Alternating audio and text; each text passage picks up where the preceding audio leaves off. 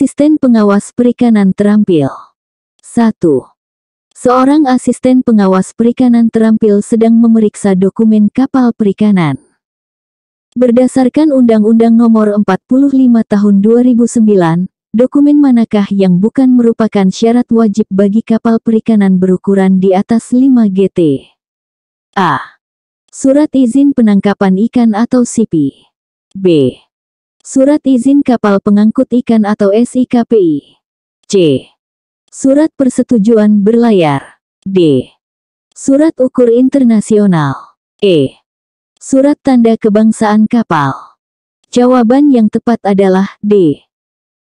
Pembahasan dari pertanyaan di atas yaitu, bahwa Undang-Undang Nomor 45 Tahun 2009 mewajibkan kapal perikanan berukuran di atas 5 GT memiliki SIPI, SIKPI, surat persetujuan berlayar, dan surat tanda kebangsaan kapal. Surat ukur internasional tidak disebutkan sebagai syarat wajib. 2. Dalam melaksanakan tugasnya, seorang asisten pengawas perikanan terampil menemukan kapal yang melakukan penangkapan ikan menggunakan alat tangkap pukat hela atau trawls. Berdasarkan PP Nomor 27 Tahun 2021, tindakan apa yang harus dilakukan? A. Memberikan peringatan tertulis. B. Menyita alat tangkap. C. Menahan kapal. D. Mencabut izin penangkapan ikan. E. Melaporkan ke menteri untuk pengenaan sanksi administratif. Jawaban yang tepat adalah E. Pembahasan dari pertanyaan di atas yaitu, bahwa PP Nomor 27 Tahun 2021 menyatakan bahwa penggunaan alat penangkapan ikan yang merusak habitat seperti pukat hela atau trawls dilarang dan dapat dikenai sanksi administratif. Asisten pengawas perikanan harus melaporkan temuan tersebut ke menteri untuk pengenaan sanksi yang sesuai. 3.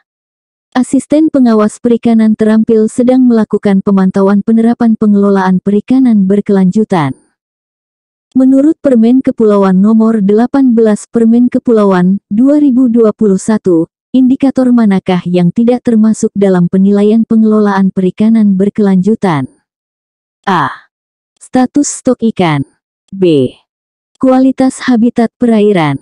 C. Tingkat efisiensi alat tangkap. D. Pendapatan nelayan. E.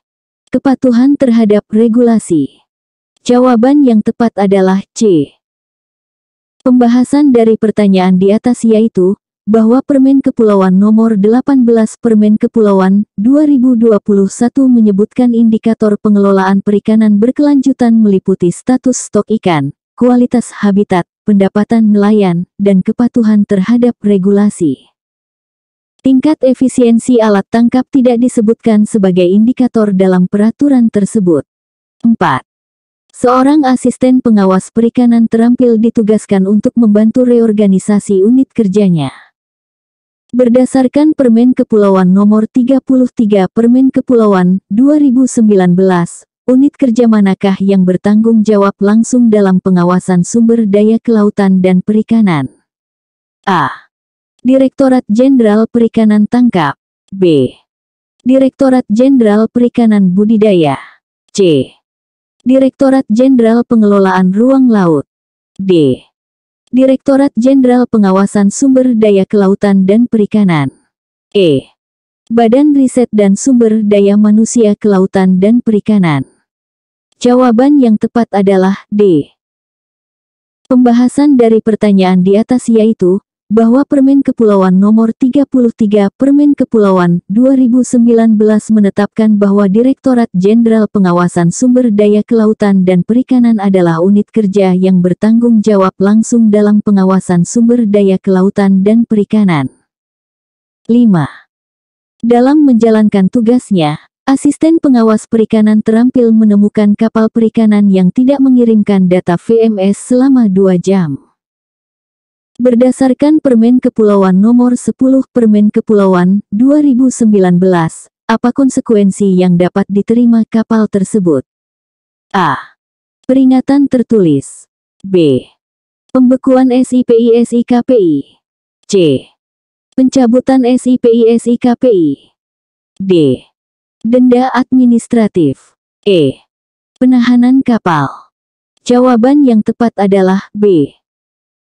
Pembahasan dari pertanyaan di atas yaitu, bahwa Permen Kepulauan Nomor 10 Permen Kepulauan 2019 menyatakan bahwa kapal perikanan yang tidak mengirimkan data VMS selama lebih dari 1 jam dapat dikenai sanksi berupa pembekuan SIPI/SIKPI.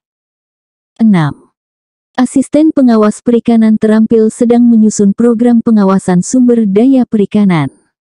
Aspek manakah yang tidak perlu dipertimbangkan dalam perencanaan program tersebut? A.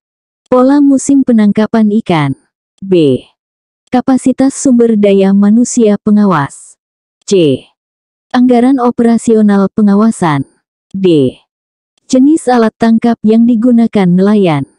E. Jumlah tangkapan ikan per trip nelayan. Jawaban yang tepat adalah E. Pembahasan dari pertanyaan di atas yaitu, bahwa dalam menyusun program pengawasan, aspek-aspek seperti pola musim penangkapan, kapasitas SDM, anggaran, dan jenis alat tangkap perlu dipertimbangkan. Jumlah tangkapan per trip bukan faktor utama dalam perencanaan program pengawasan. 7. Seorang asisten pengawas perikanan terampil melakukan patroli di wilayah perairan dan menemukan kapal asing yang sedang melakukan penangkapan ikan. Tindakan apa yang harus dilakukan? A. Memberikan peringatan lisan. B. Menembakkan tembakan peringatan. C. Langsung menangkap awak kapal. D. Meminta kapal segera meninggalkan wilayah perairan Indonesia. E. Melaporkan ke pusat komando untuk tindakan lebih lanjut. Jawaban yang tepat adalah E. Pembahasan dari pertanyaan di atas yaitu, bahwa prosedur yang tepat adalah melaporkan temuan ke pusat komando untuk mendapatkan arahan dan tindakan lebih lanjut, mengingat sensitivitas penanganan kapal asing dan keterbatasan wewenang asisten pengawas perikanan terampil. 8. Asisten pengawas perikanan terampil sedang memeriksa kelengkapan dokumen kapal perikanan di pelabuhan. Dokumen manakah yang tidak termasuk dalam pemeriksaan rutin? A.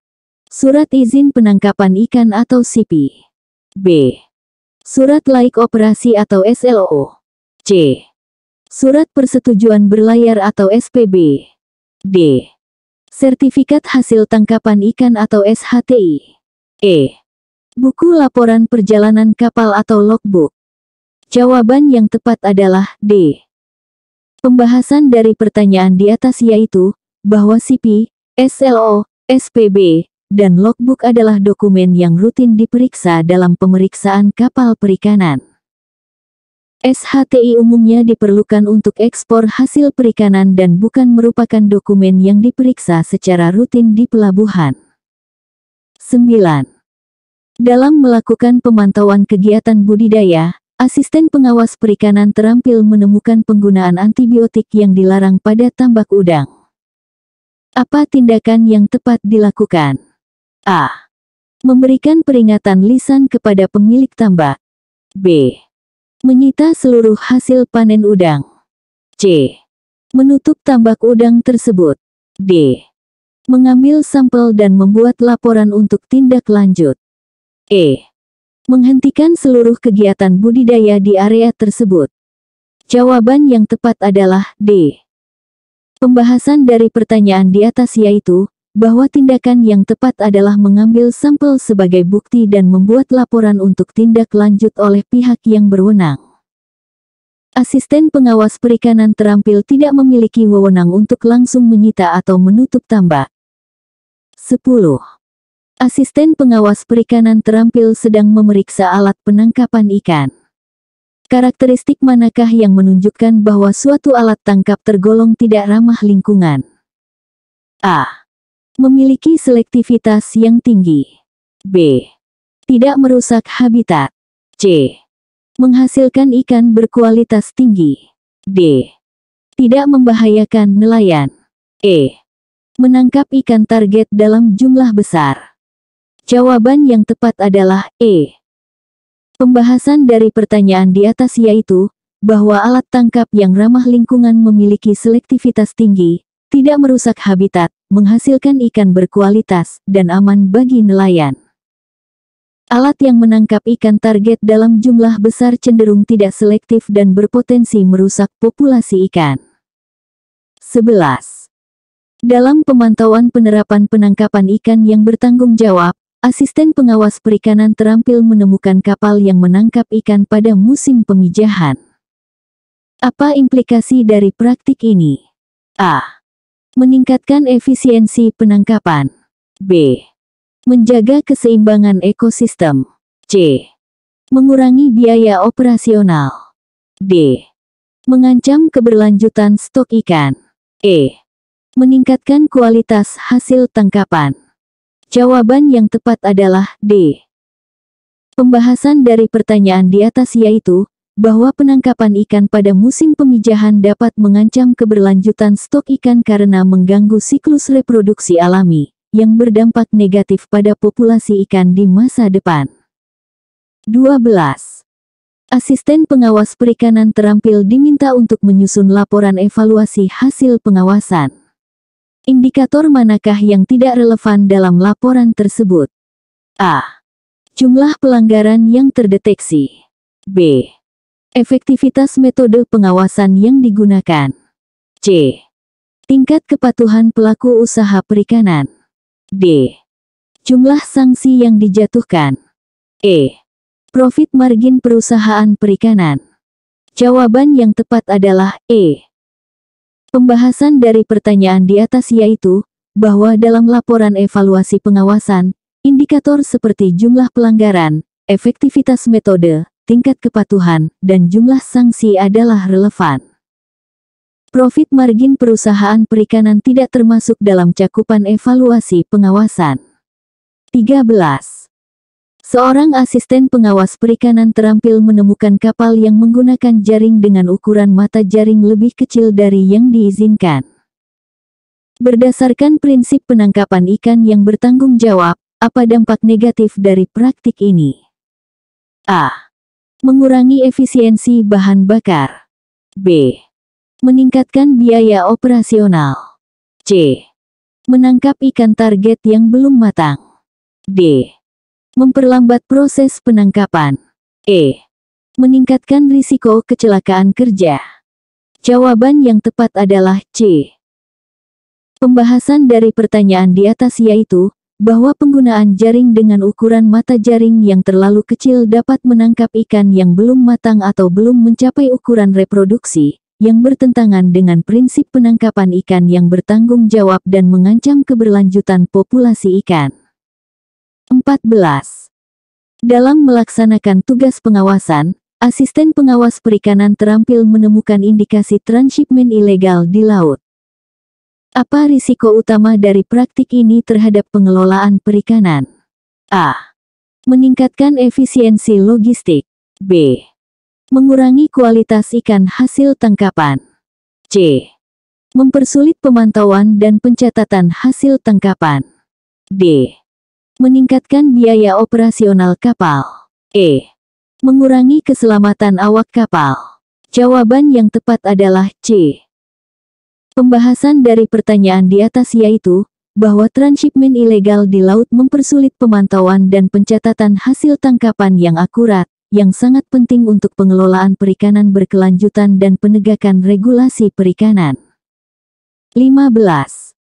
Asisten pengawas perikanan terampil sedang melakukan pemeriksaan di sebuah unit pengolahan ikan.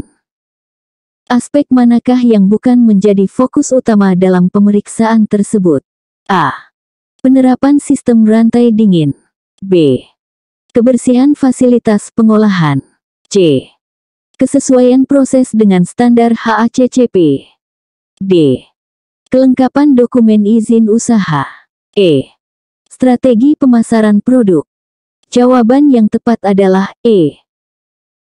Pembahasan dari pertanyaan di atas yaitu, bahwa dalam pemeriksaan unit pengolahan ikan, fokus utama adalah pada aspek-aspek yang berkaitan dengan keamanan pangan dan legalitas operasi, seperti penerapan sistem rantai dingin, kebersihan, kesesuaian dengan HACCP, dan kelengkapan dokumen.